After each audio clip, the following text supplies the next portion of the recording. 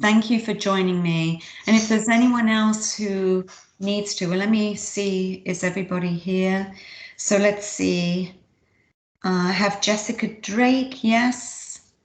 Say hi to me, people, please. Yes, ma'am. Thank you. Renata's here. Kayla's here. Lillian's here. Kathleen. Alyssa. I don't see Tiffany. I don't see Tim. I see Eve. Are you here, Eve? No, I see Janie. I don't see Taisha and I don't see Onisha. So I need everybody. Onisha's here. Who's here? Onisha. Awesome. Anisha, you're one of the ladies I need to speak with. Great. So, is anybody able to text? Does anybody have Tiffany, Tim, and Taisha? Do you have? Taisha's coming on now. Taisha is? Yeah, she's coming on right now. Excellent. All right, well, I'll wait till she comes on. All right. I need everybody on this call. Tim's mother-in-law had an emergency. She had a seizure. Oh, okay. So what about Tiffany? I can try to text her. Yeah, that would be great. I am recording this, so I will upload it to the announcements for you, okay? Because I want to do an exam prep for you for exam 2, which was what I wanted to do Wednesday evening, but as the people that were there are aware that it got cut short, so I wasn't able to do that. So I do want to have the opportunity to give you some details for that exam, right? To help you, because you're all very good and diligent. So Renata, I will make sure. Okay, so let's just. Will you also be printing, like sending them in an announcement as well, like so I can print them off, or no? What do you mean? Like the concepts for the exam. Like yeah, I'll do that tomorrow. Okay. I might be able to do it later tonight, depending on. Hey, Kayla. No, it's great. I prefer to see people's faces. It's much more. It's nice, nice to interact rather than little circles, But anyway, what time is it? It's 5:02. So a couple of things I wanted to do. I wanted to do exam prep. Yes, I'll upload this. Plus, I will make sure you have an outline of what could be, what to dive into as well. So I'll make sure those two things get done. I do need to do one-on-ones with everybody. So maybe I'll be able to do a few of you before 6 o'clock. I'll put another announcement link up, and it may be that I don't know what your schedule is like tomorrow, but maybe between 5 and 6 tomorrow, we can just get these one-on-ones due when you're doing your, post-conference or after post-conference or something like that. Would that be okay? Yeah. All right. Perfect. And Renata, let me just make a note for you. I know I'm going to email Professor Dr. Minwar and me and Renata, because we have mentioned Wednesday lunchtime, hadn't we? Practice yes, test. ma'am. Yeah. Perfect. All right, my lovely people. So give me a second. Let me pull up. Let's get this exam prep looked at for you guys. Thank you for being on the call. And it's going to be 100 questions. You hopefully can already see that I've published it for July the 21st. Obviously, you can't see it yet, but it is going to be 100 questions. It's going to be 100 minutes that you'll get to do it in. Okay, so very similar to what you did last time, and you all did a great job. So, you just This pause. is exam 2 or 3. This is exam 2. So how many questions going to be on exam 3? 100 as well? How many do you want? 5. Yeah, no, that's not happening. We're going to do 100 because, I mean, well, that way you're sort of really, this is going to help you for your NCLEX, right? The whole purpose of what I'm trying to do is really get your brains clicked in for your NCLEX, so that when you go take your NCLEX, it's not going to be such a shock for you. Do you have questions or concerns about that? No, I was just asking because I know how some teachers do like 175, then 50, or 50, 75, then 100. Mm-hmm. So I was asking, that's all. I think you guys are good enough that you can do 100. I mean, you've already done it once, right? Didn't you do 100 last time?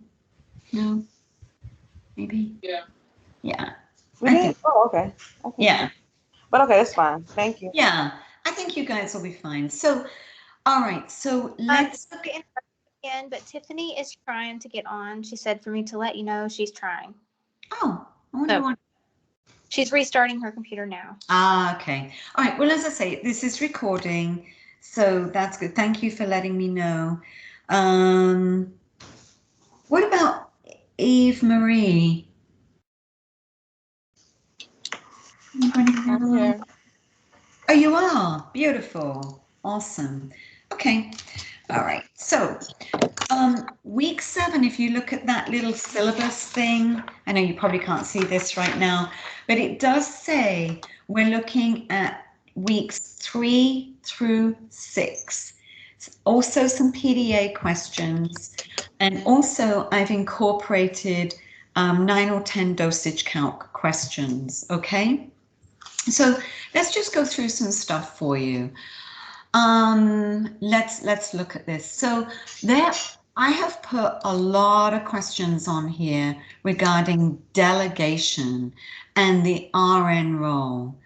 For instance, you need to know that the RN is the one that is going to work on the admission form, the admission paperwork, right?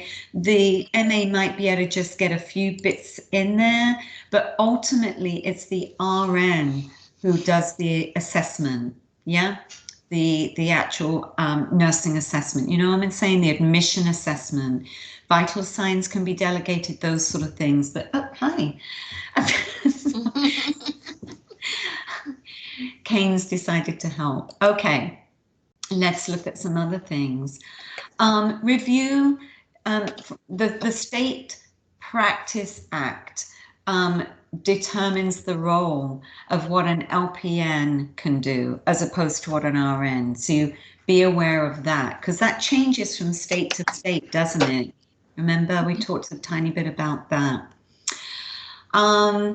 Delegating tasks, okay? Who, for instance, if you're going to give an enema, who can an LPN do that? All right, so that's something that you need to look at. Which task is most likely to be considered appropriate to delegate if the patient is stable? So, can an enema be delegated to? Probably, if the patient's stable, So bear that type of thing in mind, all right? You wouldn't do an anti-arrhythmia drug, IV, probably not. Things like that, but certainly if the patient's stable, they can do those types of things. All right, a patient who's hypotensive, short of breath, who is going to do the assessment? If somebody is unstable, who's going to do the initial assessment? Who do you think should do that? The RN nurse. RN. Okay. Okay. And this is the key thing. If they're unstable, RN. If they're stable, probably you can delegate certain things. Okay. let's look at some other stuff here. Know your 5 rights of delegation.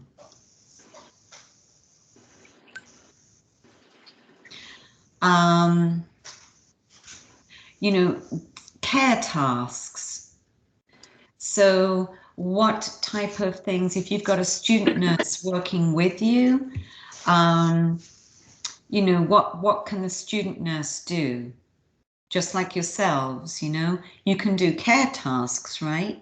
You can do those types of things. So be aware of those types of things. You can aid the RN, but she can't leave the student nurse to just do her own thing. She's not supplemental to the floor, unlike when I trained. We were.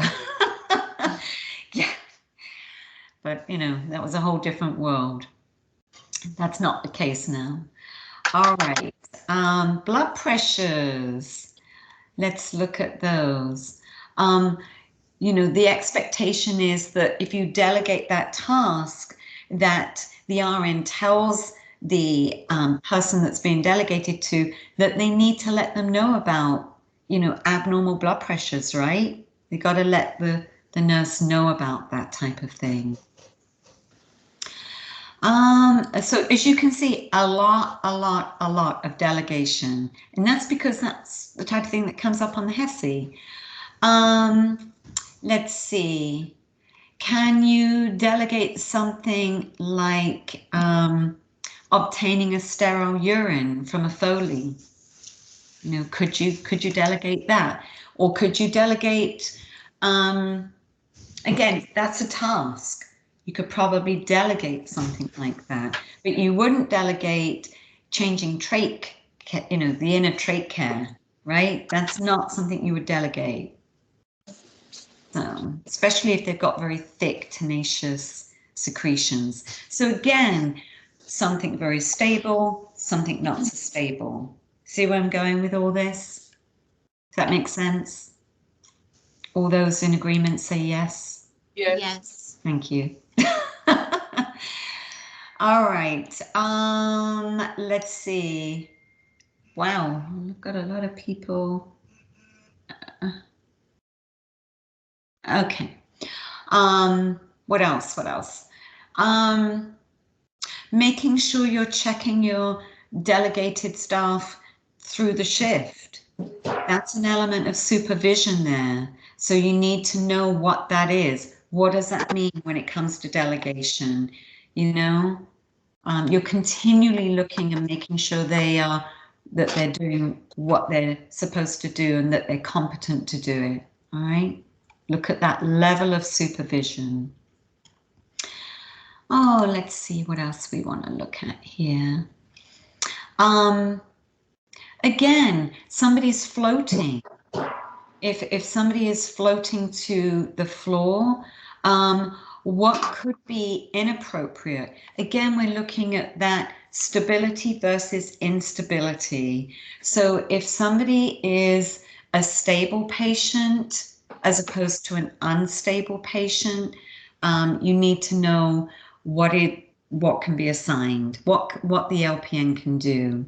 All right. So looking at those 5 rights of delegation is going to be key to answering these questions. All right, feeding tubes, for instance, if it's stable or not.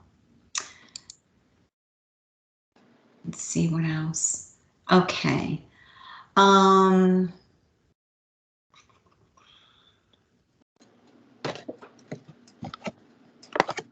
So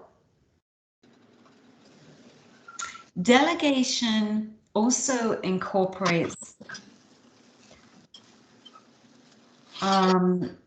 making sure that the people that you're delegating to are doing the right thing ethically.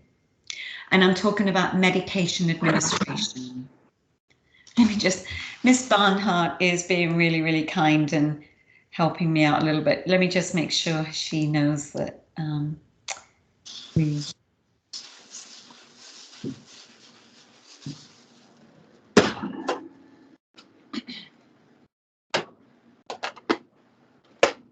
All right. So understanding ethical care, meaning if you're going to give a med, you're not going to sign off on that med before you give it, right? You'd sign off on it, or would you? Would you? No. No. Okay, just saying. All right. Again, delegation.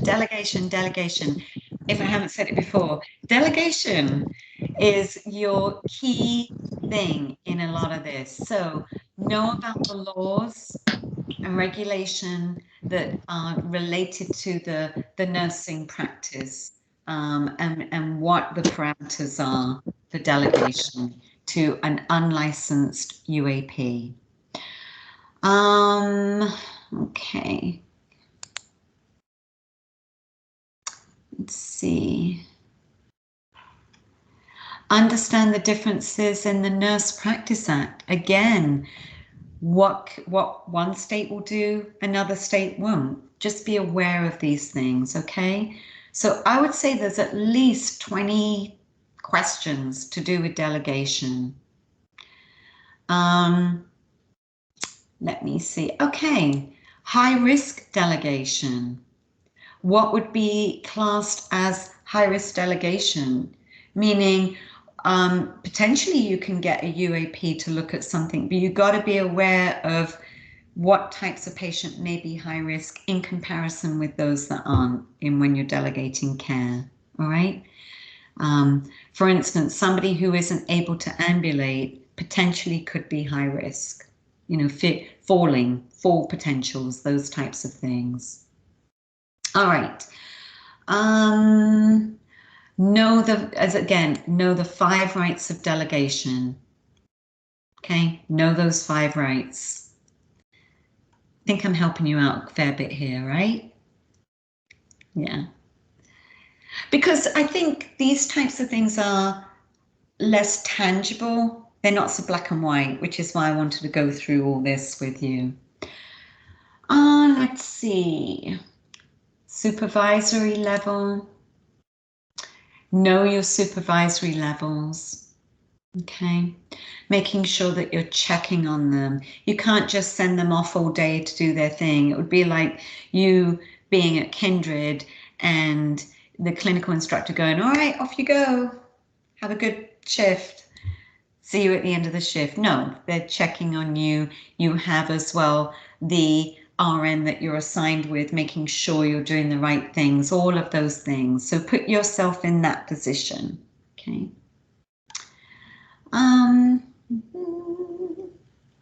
Let's see. Where else do I want to go?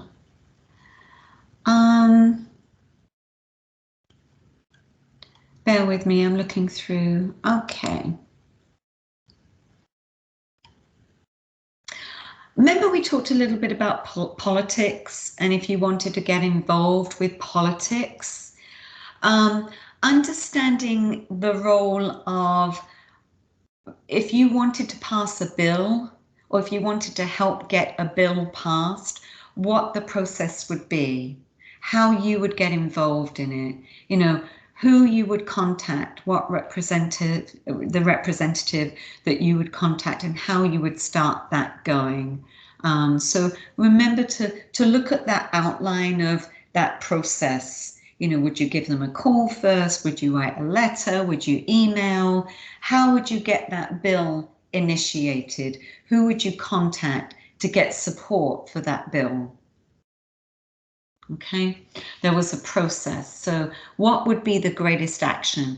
Would it be obviously to do nothing? Would it be to get on the phone and contact? I did it the other day, for instance. I found out who my county commissioner was for my district, and I called him regarding something. So what would be the biggest impact to get things rolling? Okay, bear that in mind. Okay. Let's look at some other things.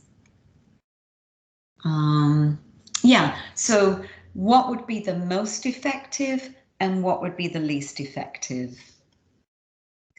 Is it more effective to give them a call and then organize a face-to-face, or is it more effective to write a letter?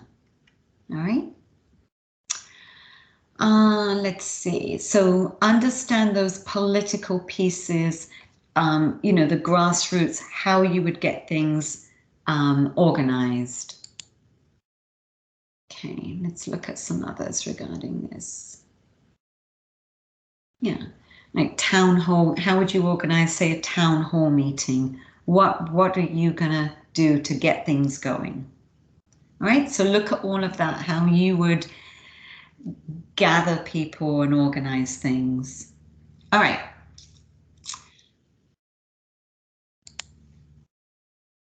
Let's see. What type of organizations, we talked about this, would be helpful in your cause? Do you think being involved in the ANA would be helpful, for instance? You're like, who's the ANA? Yes, Yeah. American Nurses Association. Good, exactly. You know, would that be helpful? Probably. They're pretty good, you know, they're good. They get involved in the things that are important to us, don't they? All right. Political action groups, you know, what's the point of them? So look at all of these, and I know we talked about quite a lot of this, so let's see some of these others. Okay. The nursing process. Remember we've got your, when you're assessing your patient, right? Your API type of assessment, your ADPI, right? ADPI, remember that? So know ADPI because you want to know, for instance, if you're looking at a policy, if you want to make some changes, how does that correlate with the nursing process? Okay. Know some of the political terms. Know what constituent means. Understand Medicaid as opposed to Medicare, what the differences are. Well, what are the differences? Do you know what Medicare is in comparison with Medicaid? Federal versus state. Good job. Which one's which? Medicare is federal, Medicaid is state. You got it. So if you don't know that, now you do. Okay? So just because you get Medicaid in one state doesn't mean it transfers to another. But if you've got Medicare, that is you know, national. Okay. So let's just see what else we got going on here. All right. Let's look at some of the other pieces that I have for you. Again, delegation. Delegation. What types of things can you delegate? Poor Jessica. She's having a hard time. What types of things can you delegate to a UAP regarding fluid loss? You know, they're not going to do IVs, but you want them to monitor INOs. They can give, you know, drinks, right? Water, whatever. Again, looking at things like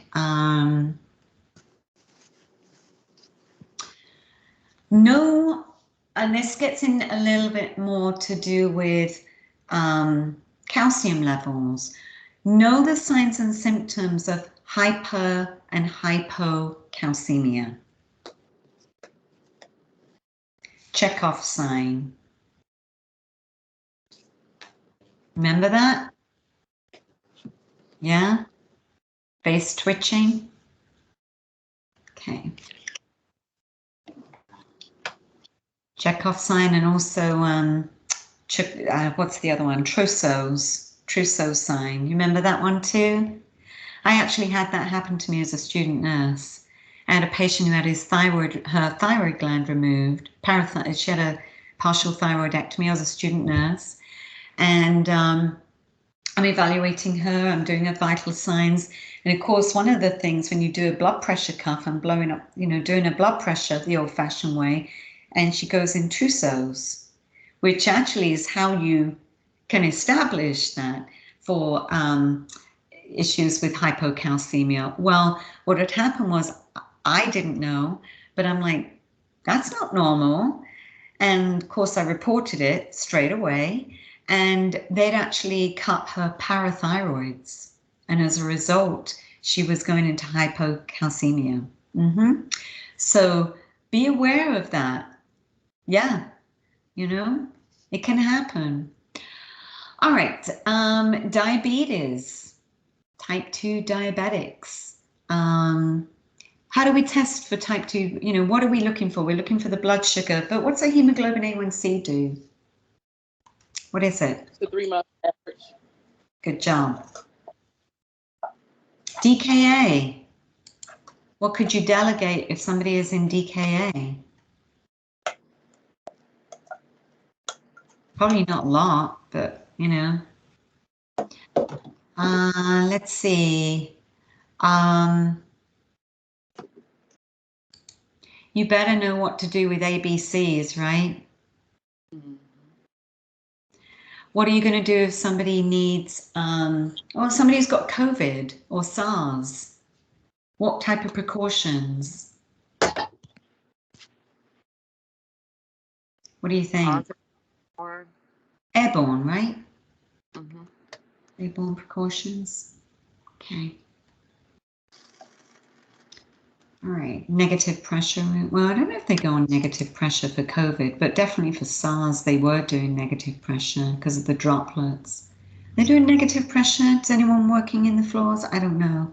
Probably we don't have enough negative pressure rooms, but we probably need to go. All right, well, out of the options that you have, you know, definitely you're going to do precautions, right? Whether it's droplet precautions or airborne precautions, those types of precautions. All right, let's see. Somebody with wounds, what types of things might you be able to delegate? You might be able to delegate getting a culture, maybe. Okay, but again, remember, delegation of tasks is one thing. You can't delegate things like teaching, assessment, supervisory. Do you see the difference? You get it? Good. Okay. Somebody having a seizure, you know, what could be delegated? Maybe the vital signs, but you're certainly not going to delegate other stuff, right? Let's see. Okay. You're precepting a new student nurse, a new nurse. What type of client would you give? Stable one, right? A nice stable one. Yeah, not an unstable one. So bear that in mind. So 90% of what I'm doing here is delegation. Let's see. All right, nursing theory.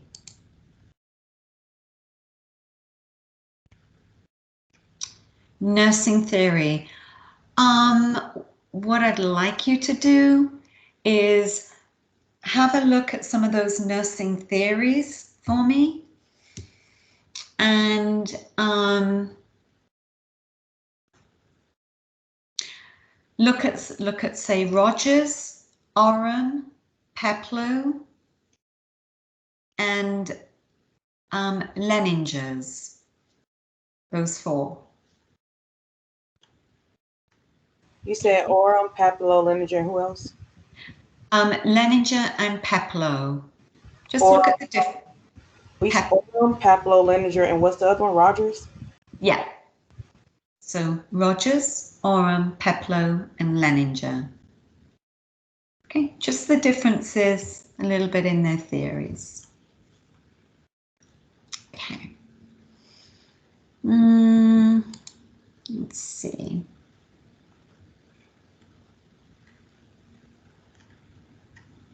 Okay.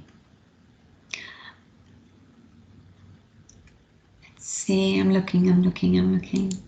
Trying to, aren't you glad you did this? That's why I was like, I've got to get these guys on a call and help them out here. All right. Also, Nightingale, please. I want you to know Nightingale. Okay. All right. IRBs. What is an IRB? What's that stand for? IRB. What is it? Anybody know? Something interstitial review, something. No. Institutional Review Board. What is it for? That's what I just said. Did you say that? Yes, I said international review. I couldn't pronounce the first word right, but Oh, yeah. the word is institutional. I'm sorry, I thought you said interstitial. I thought you were talking about, you know, edema. Anyway, it's Institutional Review Board, okay? So we're thinking about research, talking about research. That's what you're looking at. What is the purpose of them, though? So look that up. What's the purpose of them, the IRB? What do they do? Be aware of qualitative versus quantitative. What's the difference? Remember, we talked about that, didn't we? Anyone remember? Okay. All right. We didn't get the chance to talk much about this, so I do want to spend, and I'm probably not going to get to the one-on-ones today because unfortunately I have to leave at 6. But I want you to know about time management. So let's just look at a couple of these pieces. Bear with me. All right, time management.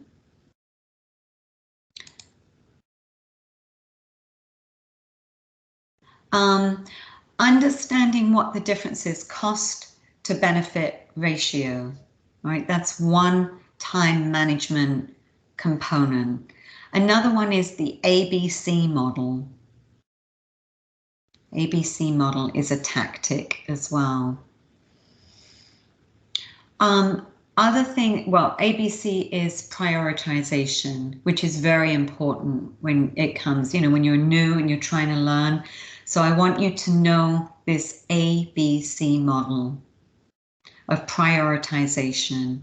Okay, that's what it's called. So understand what that is. How are you going to prioritize? What's the most important task versus the ones that can wait a bit versus the ones that can wait longer? So prioritization. Okay. Know about time management and distractors. So again, how are you going to organize? What are good things for you to help you stay organized? Okay.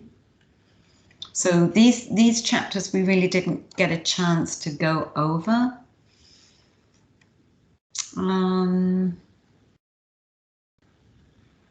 Okay. Starting to be a nurse can cause shock.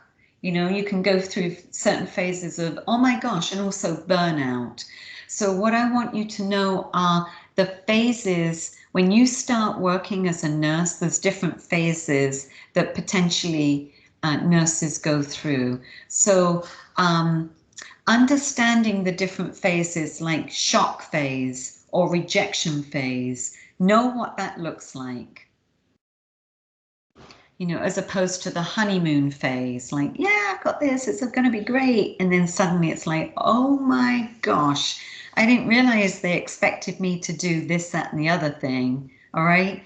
That's the shock factor that can kick in, as opposed to, yeah, it's going to be fantastic and the best nurse ever. All right. All right.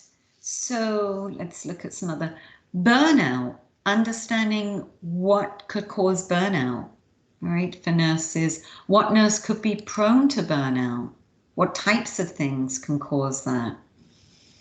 You know, don't go saying, yeah, I'll do tons of overtime. That probably is going to cause some burnout, wouldn't you think? Especially if you're new and you're trying to learn. Let's look at some of these other things.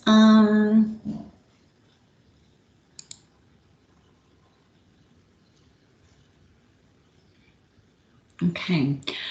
Understanding that as you as a novice nurse, you probably need mentoring, right? You're not going to be able to get out there and just do it all straight away. So in order for you to become more confident, you're going to need someone to help mentor you through these things. So that's something else to be aware of as well. What type of relationship is that? A seasoned nurse and a novice nurse, that nurse coming alongside the novice nurse is doing what? Mentoring and helping. Okay. Let's see. Okay, workplace violence. Know some of the pieces related to that. What does that look like? You know, what can that look like? It can be lateral. You know, there can be nurses who create workplace violence against each other, bullying, those types of things. And that happens. Well, we don't like you because you don't have the same mindset. I've had that happen, actually. And it can be, you know, belittling, all of those types of things. So bear that in mind. That can be very denigrating, right? Especially if you're a new nurse. Let's see. Communication. Now, I've put quite a lot of questions in about communication because from my perspective, you know, whether we communicate with our non-verbals or our verbals, that can go a long way, can't it? So non-verbal communication can go a long way in a good way or a positive way, right? So there's lots of terminology that I want you to understand between, right, and I'll give you an example, you know, hey, you doing okay, to one of your colleagues, and they're like, whatever, you know, talk to the hand, I don't want to talk to you. What type of communication is that? It's nonverbal, but what communication style is that? So I want you to look up the chapter on communication, right? And there's quite a lot of things related to that. And I have put in a lot of questions related to communication on purpose. Okay. Feedback, meaning, so for instance, you talk to a patient and you're trying to teach. How do you get that feedback that they get what you're saying? Okay. So understand what communication means. There's an actual term for that related to sender and feedback. So I know I'm being vague, but it's to do with certain components, meaning there's a sender, there's a receiver, and then there's feedback. Okay, what does that mean? All right, let's look at a couple of other things. So again, I have put a lot on the communication piece. Let's see.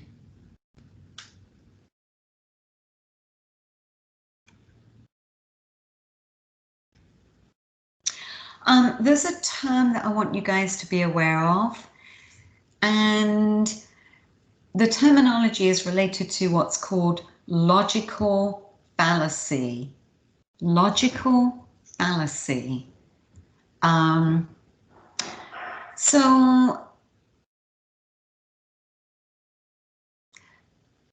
Okay, and then I'm sort of going to help you out a little bit here. So you give something, you give a med, and it precipitates because you did it wrong, okay? And you're a novice. Unfortunately, you do something not right. And the preceptor comes along and says, hey, you know, you can't do that. That's not correct. and you turn around and get defensive about it, like, oh, you're just telling me off because you don't like me. Well, I want you to know what type of logical fallacy that means, right? There's a term for it. Okay, because what you're really doing is deflecting to an extent. The preceptor is trying to help you out here. So there's a term for that. I want you to look up logical fallacy. Look those up. Okay. You know, because it's irrelevant. It's like, that's not what's going on here. It's not about whether I like you or not. I'm trying to teach you how to do something properly so you don't make that mistake again. See what I'm saying? So it's a diversion tactic on the person that you're trying to train. Okay. Anyway, logical fallacy comes up quite a few times in this. Logical fallacy. Active listening, which I know you're all doing right now. Active listening. Let's see. Let's see what else I wanted to say. Empathy. How do you show empathy? You know, what's a good way to show empathy? Know that. It's important, isn't it? Right? Empathy is different from sympathy, by the way. Did you know that? Empathy is putting yourself in that person's, you know, really being able to put yourself in their position. It's very different. All right. Let's see. Understand communication in the sense of short communication. You know, if you want to get to the point in something, you're not necessarily going to do open-ended questions. You're going to do more like, hey, is it a yes or a no? In order to get concise information. And I'll give you an example. Unfortunately, I had to do this yesterday with one of my patients. It's like, you know, I'm doing a health history, I'm trying to get information, and she wants to go back to 20 years ago when she had her eggs frozen and this, that, and the other. And in the end, I'm like, I'm so sorry, I'm going to have to reel it in a little bit. I just need to know, is that important for me, for your health history? You know, I had to sort of say it politely, but what I wanted to say, I've got 10 minutes with you. I don't have half a day. So sometimes you have to be a little bit more direct in your approach to shorten things up. Does that make sense? You have to be concise on some levels with certain things. So how would you do that? How would you do conciseness as opposed to being a little bit more, you know, what would you do in an email to create concise information? So look up email conciseness. Okay, I know I'm being vague. Does that help you a little bit? Yeah, good. Okay, etiquette, communication etiquette. Is it a good idea to put everything in capitals, by the way? No. No. So understand email communication.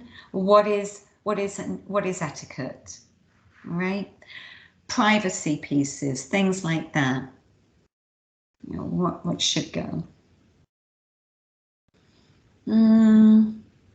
Open communication is something I want you to look at. How would you develop a question with open communication? Let me see. How am I doing for time here? Oh my gosh. Oh, we're getting close.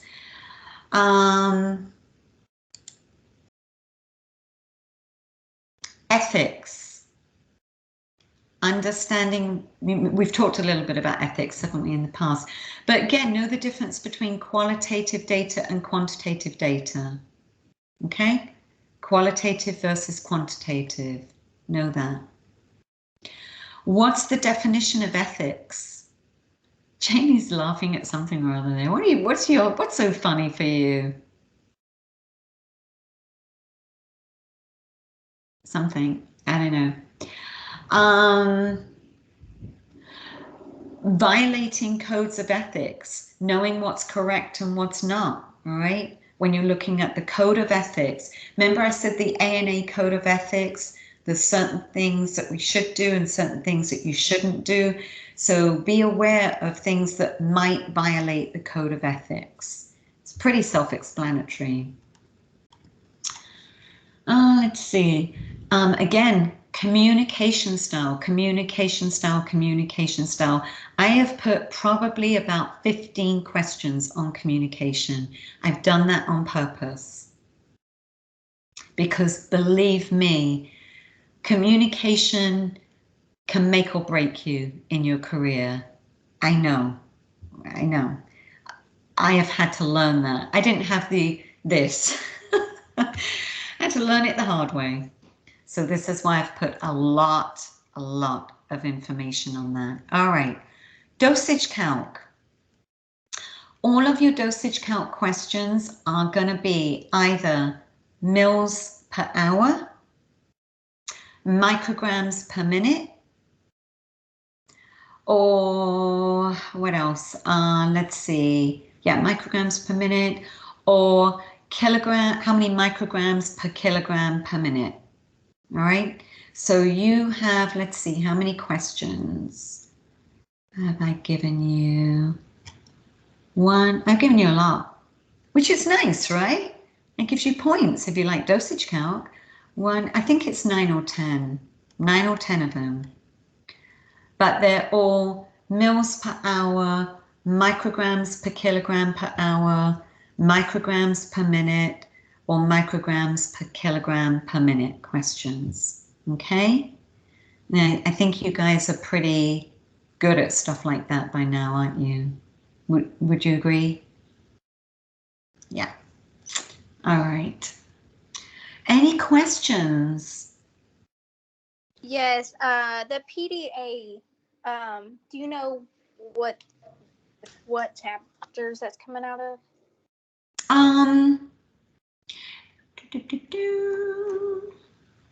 No, well, all of the PDA questions, I haven't really,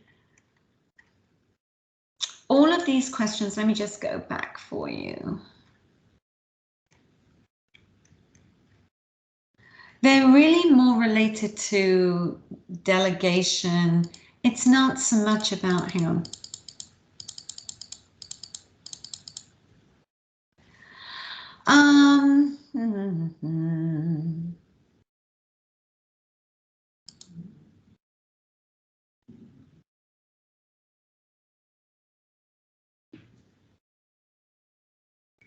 Well, for instance, you know, there might be a question on C. diff, all right? A patient's got C. diff and they're dehydrated, but it's more to do with what action is the nurse going to delegate to the LPN. So it doesn't matter. It's not about, you know, it's not specific related to whether it's DKA or whether it's anything else. It's more about what would you do delegation wise. That makes sense? Yeah. Yes, ma'am. Yep. Yeah. Thank Again, infection control. So I'm going to tell you infection control, a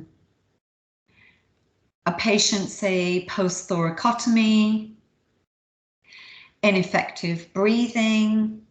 So, you know, ineffective, but all of them are related to delegation either to the LPN or to the UAP. That's what we're talking about here. Again, like I said, nurses working, precepting a new nurse. What type of patient are you going to give them?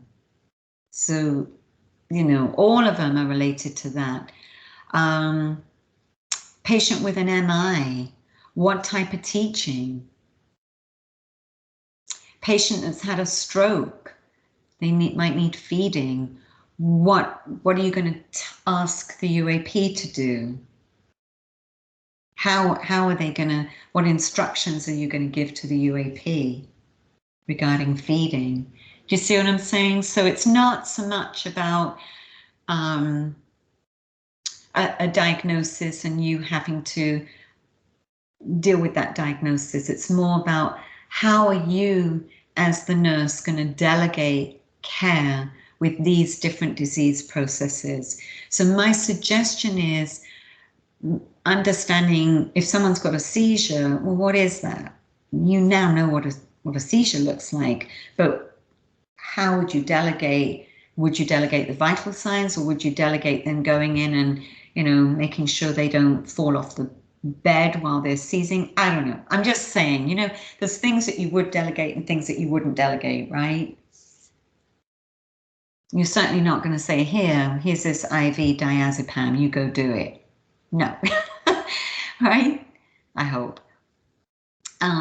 So that, you know, infection control is partly what you need to know, and that's partly what you studied this week, but it's more related to what can you delegate? What can you delegate to the LPN or the UAP or not? Does that help you, Kayla? Yes, ma'am. Good. You're welcome. All right, my lovelies. What I'm going to do tomorrow, and I will reach out to Miss Barnhart, I'd like to sort of do, most of you, it's just going to take like 5 minutes. There is one of you that I do need to talk to just a little bit longer. And I think I've already sent you an email. That person should know who I mean. I have sent her an email. So tomorrow, would it be okay to meet at 5 so I can do the one-on-ones with you? It won't take very long. Most of you, quite honestly, could do it as a group if you wanted, but I do want to spend a 5-minute section, just one-on-one. How you doing? Is this working for you? What's not working? What do you hate? What do you like? What could be better? Blah, blah, blah. All right. Which will help me in the future, you know? Any questions? Any other questions? How did you check in today?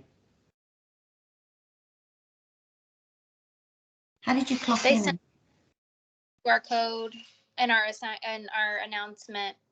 Okay. Yeah. Okay. And then you're going to clock out, right? Yeah. At 7. All right. Okay. Well, I appreciate your time.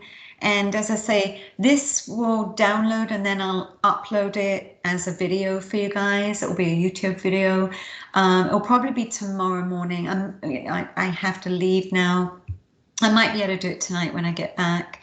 But as soon as I can, I will get this information uploaded. And Kayla, by tomorrow, I will put a list for you so you'll have more ideas of what to study as well. That's hilarious. Are you in Walmart? Lowe's. You're in Lowe's? Okay. I was like, trying to look at where you're in Lowe's. Hey, it's a good place to be. I like Lowe's. I like their garden center better. All right, guys, have a good evening. Nice to talk with you all. Thank you for showing me your faces. And I will talk to you tomorrow at 5, okay? Have a great shift tomorrow. Take care. Thank you. You're welcome. Bye-bye. Thank you.